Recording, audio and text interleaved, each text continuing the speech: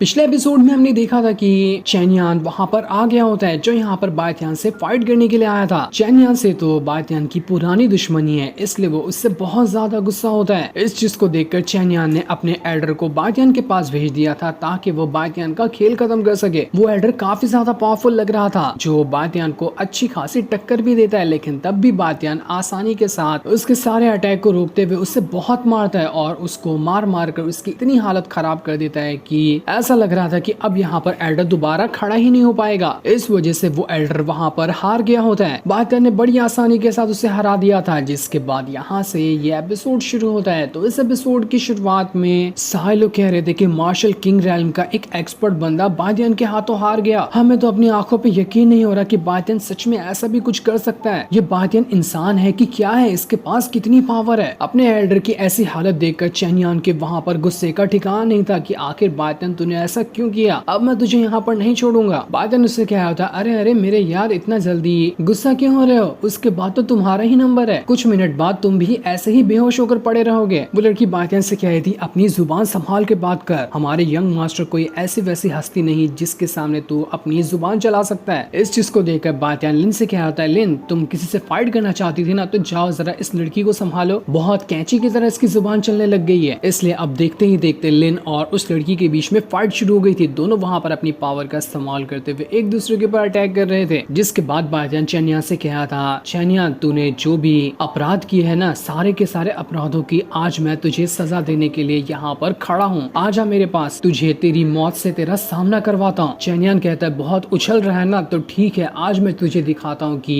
तेरी और मेरी पावर में कितना ज्यादा डिफरेंस है। पूरा माहौल एकदम सन्नाटा हो चुका था वहाँ पर, ये तूफान से पहले की शांति होती है। बायतियान और चैनयान दोनों को एक दूसरे के ऊपर काफी ज्यादा गुस्सा आ रहा था, जिसके बाद अब देखते ही देखते दोनों एक दूसरे के ऊपर अटैक करना शुरू कर देते हैं। दोनों अपनी स्वॉर्ड का इस्तेमाल करते हुए एक दूसरे के ऊपर अटैक कर रहे थे। दोनों का अटैक बिल्कुल बराबर का होता है, एक अटैक बायतियान करता तो दूसरा अटैक चैनयान कर रहा होता है, जहाँ पर इस बार भी बायतियान थोड़ा सा ज्यादा ही स्ट्रॉन्ग लग रहा था चैनयान के सामने। इसके बाद तो बायतियान ने अपने आइस ड्रैगन को बाहर निकालते हुए चैनयान के ऊपर अटैक कर दिया था, लेकिन चैनयान एक ही बार में उसके आइस ड्रैगन को वहां पर खत्म कर देता है, जो देखकर बायतियान दोबारा से कई सारे आइस अटैक करते हुए उसे तो चैनयान को वहां पर जमा ही दिया था। चैनयान पूरी तरह से जम चुका था। सारे लोग हैरान थे कि अरे ऐसा कैसे पॉसिबल है कि यहाँ पर चैनयान इतनी आसानी से हार जाएगा, बातें तो वो कितनी बड़ी बड़ी कर रहा था, इतनी जल्दी कैसे हार सकता है वो। हम तो यहाँ पर उसकी फाइट देखने के लिए खड़े थे ताकि थोड़ा एंटरटेनमेंट मिल जाए, लेकिन यहाँ तो मजा ही खराब हो गया। लेकिन तभी चैनयान जो होता है अपनी पावर को एक्टिवेट करते हुए उस आइस के अंदर से बाहर निकल कर आ चुका था। उसने वहां पर अपनी हेवनली विंग्स को बाहर निकाल लिया था, जो कि बहुत ही ज्यादा स्ट्रॉन्ग लग रही होती है। वो बायतियान से कहता है, अब मैं तुझे दिखाता हूँ कि तू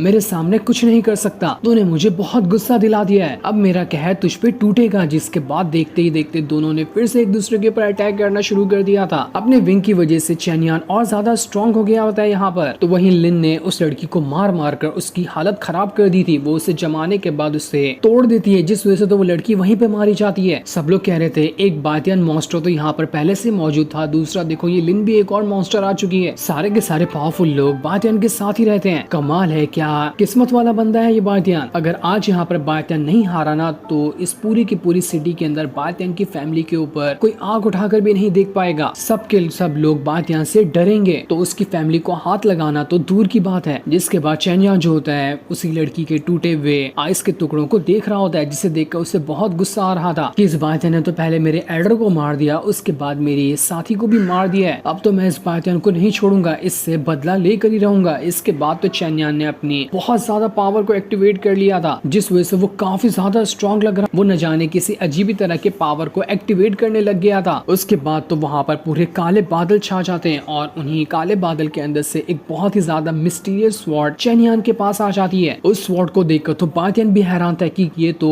एंशिएंट पर्पल पॉइजन स्वॉर्ड है, ये बहुत ज्यादा खतरनाक होती है, आखिर चैनयान के पास कैसे आई। मैंने तो इस स्वॉर्ड के बारे में सिर्फ सुना था, आज पहली बार इसे देखा है। चैनयान उसी स्वॉर्ड का इस्तेमाल करते हुए बायतियान के ऊपर अटैक कर देता है, जो देखकर तो बायतियान भी हैरान रह चुका था। वो वहां पर अपनी स्वॉर्ड का इस्तेमाल करते हुए सारे के सारे अटैक से बचने की कोशिश कर रहा था, ताकि एक भी पर्पल स्वॉर्ड का अटैक उसे ना लग जाए, वरना तो उसकी जान भी जा सकती है। सभी अटैक से बचने के बाद वो चैनयान के ऊपर अटैक भी करना शुरू कर देता है। दोनों यहाँ पर एक दूसरे को कड़ी टक्कर दे रहे थे, ऐसा लग ही नहीं रहा था कि कोई भी यहाँ पर जल्दी हार मानने वाला है। इसके बाद चैनयान ने इतना स्ट्रॉन्ग स्ट्रॉन्ग अटैक उसी पर्पल स्वॉर्ड से बातियान के ऊपर किया था कि बातियान की इतनी खास वाली स्वॉर्ड वहां पर चकनाचूर हो जाती है, जो देखकर तो बातियान भी एकदम ज्यादा हैरान रह चुका था कि पहली बार उसकी कोई स्वॉर्ड टूटी है। आज तक के बातियान जिससे भी फाइट करता था वो उसे चुटकियां बजाते हुए हरा देता था, लेकिन पहली बार चेन यान के साथ फाइट करने में उसे थोड़ी परेशानी हो रही थी, क्योंकि चेन यान कोई मामूली बंदा बिल्कुल नहीं है। उसने तो यहाँ तक के बातियान की स्वॉर्ड तक के तोड़ दिया। बातियान के फादर और उसकी बहन एकदम ज्यादा घबरा जाते हैं कि अब यहाँ पर बातियान अपना बचाव कैसे करेगा, उसकी तो स्वॉर्ड ही यहाँ पर टूट चुकी है। इस चीज का फायदा उठाते हुए चेन यान वापस से और कई सारे अटैक बातियान के ऊपर करने की कोशिश करता है ताकि इस बार वो बातियान की जान ही ले सके। उसने एक बहुत ही स्ट्रॉन्ग फॉर्मेशन वहां पर बना लिया था, जिस फॉर्मेशन के अंदर से वो पर्पल स्वॉर्ड अब बहुत ही ज्यादा बड़ी होकर बाहर निकल कर आती है। जिस पर्पल स्वॉर्ड को अब चेन यान ने बातियान की तरफ ही भेज दिया था। बातियान के पास स्वॉर्ड तो उसकी नहीं थी जिसकी मदद से वो इस अटैक को रोक पाए, इसलिए वो वहां पर अपना प्रोटेक्शन शील्ड बना लेता है ताकि उसका इस्तेमाल करते हुए वो इतनी बड़ी पर्पल स्वॉर्ड को रोक पाएगा। ये काम करना बच्चों का खेल नहीं था, पूरी आधी जान निकल गई होती है बातियान की उस पर्पल स्वॉर्ड को रोकने में। लेकिन चेन यान कह रहा था, क्या हुआ मेरे दोस्त, थक गए क्या?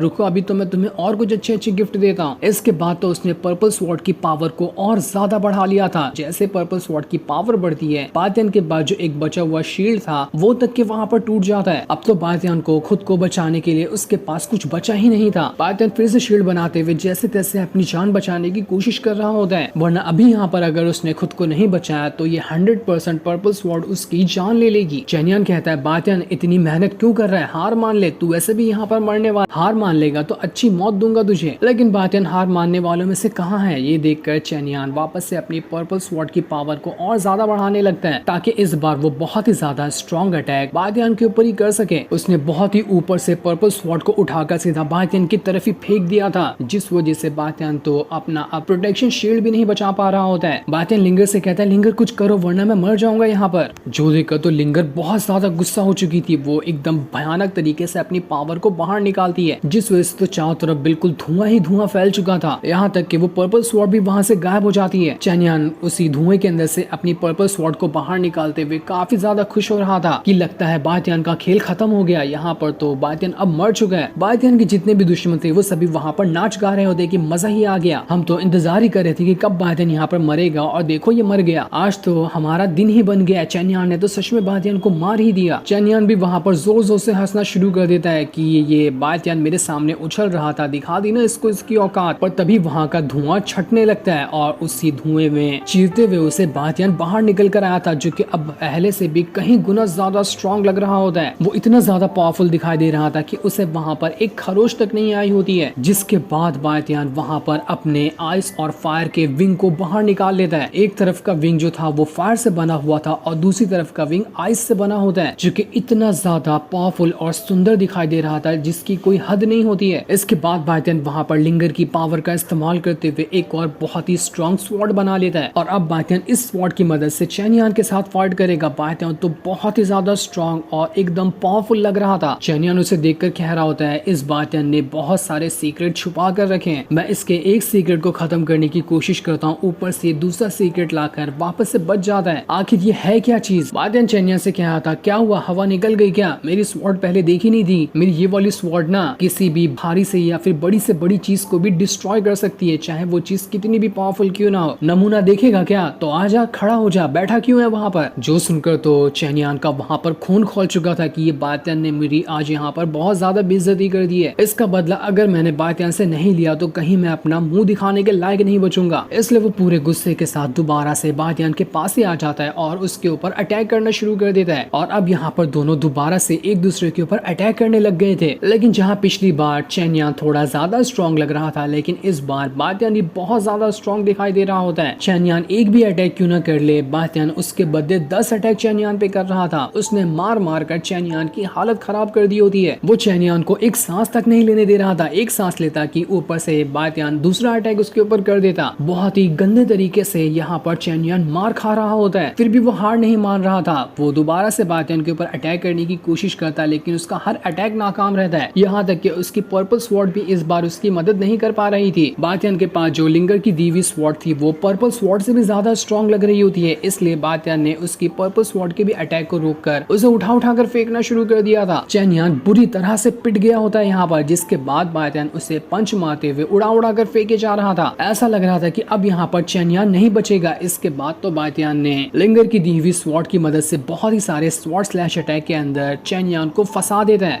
जिसके बाद वो उसी स्वॉर्ड की पूरी फुल पोटेंशियल को एक्टिवेट करता है और पूरे फुल पोटेंशियल के साथ एक इतना ज्यादा स्ट्रॉन्ग वाला अटैक चैंतियान पे कर देता है कि चैंतियान का वहां पर अंचर पंचर ढीला हो चुका था। पूरे के पूरे बैटल आईना के अंदर बस बायतियान की स्वॉर्ड की पावर फैल चुकी होती है। ऐसा बताया नहीं जा सकता कि इस अटैक से चेन्यान मर गया है या फिर वो अभी भी जिंदा है। और इतनी भयानक और पावरफुल बैटल को दिखाते साथ ही ये एपिसोड यहीं पर एंड हो जाता है। Thanks for